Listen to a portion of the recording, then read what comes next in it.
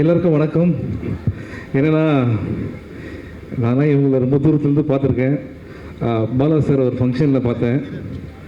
பார்த்துட்டு பார்க்காத மாதிரியே போயிட்டாரு. அதுக்கப்புறம் திருப்பி அவர் மூஞ்சி பக்கத்தில் போய் நின்றேன்.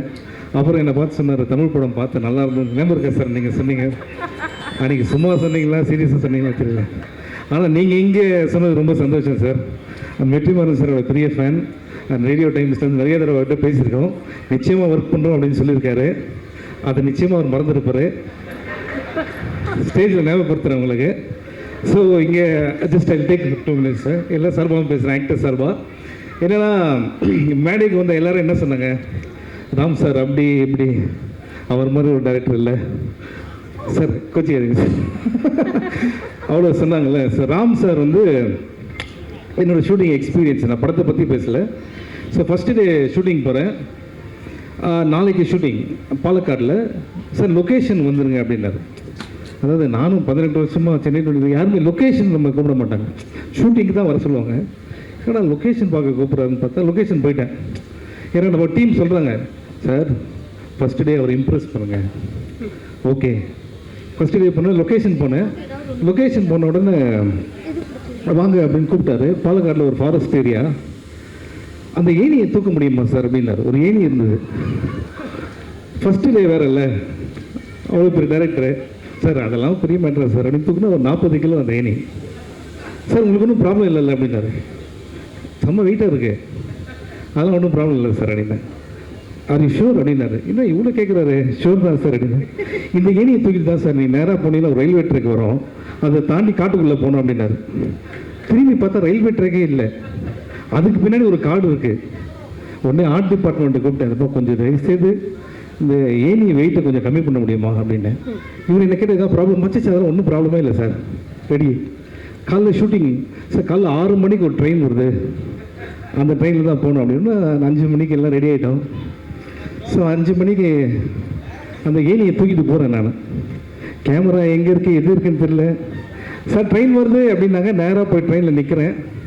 ஃபஸ்ட்டு டேல சரி என்னன்னா சார் அவர் இம்ப்ரெஸ் பண்ணோம் அப்படின்ட்டு ட்ரெயின் ஸ்லோவாக போகுது. ட்ரெயின் பண்ணோடனே நான் வந்து அந்த கல்லுலாம் இருக்கிறதெல்லாம் தாண்டி அந்த காட்டுக்குள்ளே போயிட்டேன். கட்டுக்கிட்டு யாரும் சொல்ல 5 நிமிஷமாக யாருமே வரவே இல்லை. அப்புறம் ஓடி வர்றார் ராம் சார். வந்த உடனே சிவா கலக்கிட்டீங்க சூப்பர் சொல்ல போகிறாரு பார்த்தா அப்படின்னாரு. இல்லை நான் அவ்வளோ நல்லா பண்ணியிருக்கேண்ணா அப்படின்னு.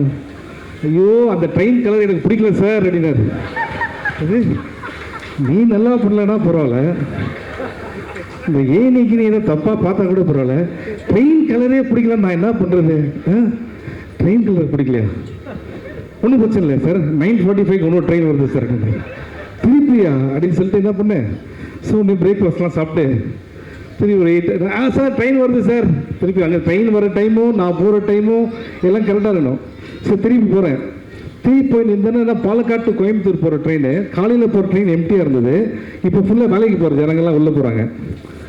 அவங்களுக்கு என்னன்னா நான் ஒரு ஆர்டிஸ்ட்டு, இவன் ஏன் நான் கேமராவே இல்லாமல் ஏனியோட தனியாக நிற்கிறேன் அப்படின்ட்டு. அகில உலக சூப்பர் ஸ்டார் அப்படின்னு ஒருத்தர் கத்துறான் அவர்கிட்ட. எனக்கு ஆமாம் அசியசியமாக ஒரு வாயில் டே தயவுசெய்து நான் உனக்கு ஒரு ஆய் சொன்னேன்னு வச்சுக்கேன், இதுக்காக நான் வேற ஒரு ட்ரெயினுக்கு வெயிட் பண்ணேன்டா அப்படின்ட்டு. அது வேற பயமாக இருக்கு. அவன் வேற அப்படி போகிறான். அங்கே என்ன பேச மாட்டீங்களா, அவ்வளோ பேசுறீங்க அப்படின்றான் ஒருத்தன். இப்போ இவனை பார்க்கறதா இவனை திட்டுறதா அன்றைக்கி ரொம்ப வருத்தப்பட்டேன். அகில உலக சூப்பர் ஸ்டார் பட்டத்தை நினச்சி அன்றைக்கி வருத்தப்பட்ட ஒரு நாள் சார் அன்றைக்கி நான். ஸோ அப்படி போச்சு. ட்ரெயின் பார்த்த உடனே அப்போ ட்ரெயின் போடுச்சு அப்படின்னு சொல்லி தள்ளி உள்ளே போனேன். ஓடி வந்தார் சார், ட்ரெயின் போச்சு, நீங்கள் ஏன் சார் இப்படி பார்த்தீங்க அப்படின்னா. சார் இப்போ ட்ரெயின் போனால் அப்படி பார்த்து தானே சார் போவோம் அப்படின்னு. அது பின்னாடி ஒரு கேமரா இருக்குது சார், ஒன்றும் பிரச்சனை இல்லை சார், நாளைக்கு டெல்லியிலேருந்து ஒரு ட்ரெயின் வருது சார் அப்படின்னு.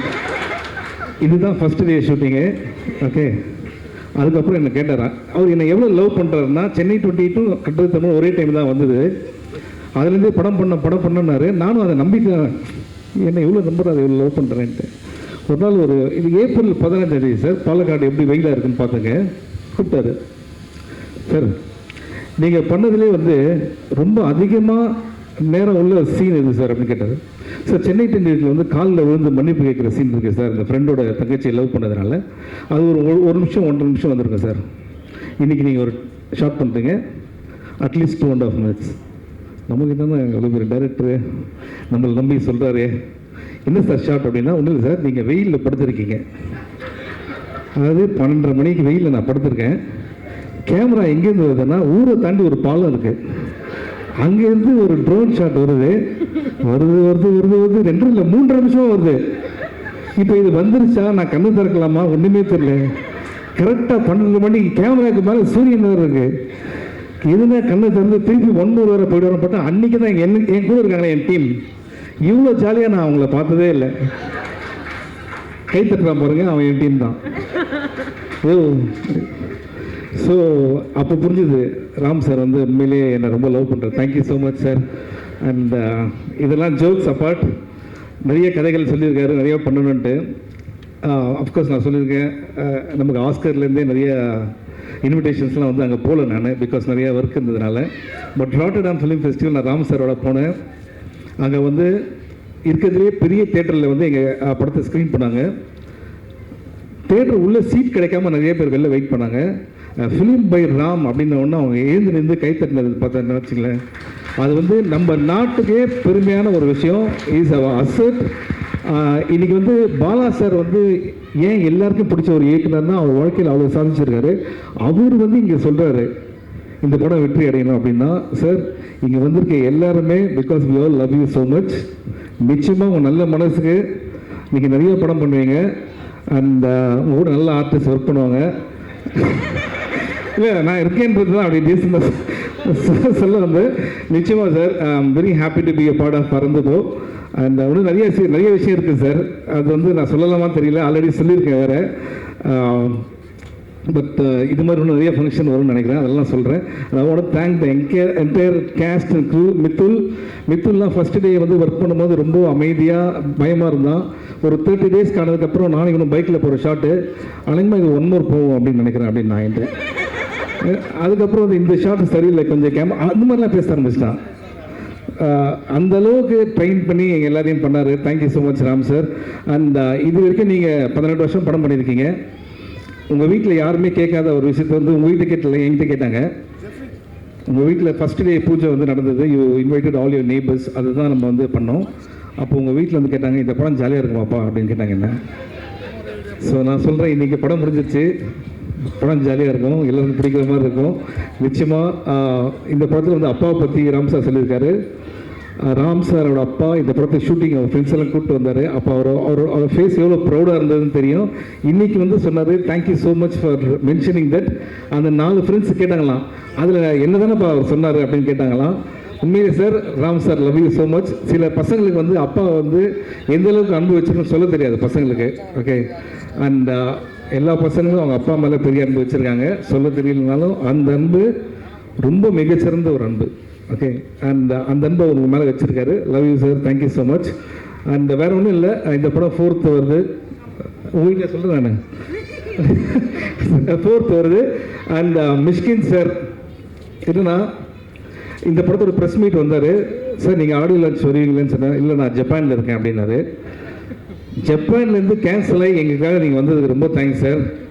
ஆனால் நீங்கள் ஜப்பான் போனீங்களானே எனக்கு தெரியல. ஆனால் இருந்தாலும் அவர் இங்கே வரும்போது சொன்னார், உங்களுக்காக தான் வந்தேன் அப்படின்னாரு.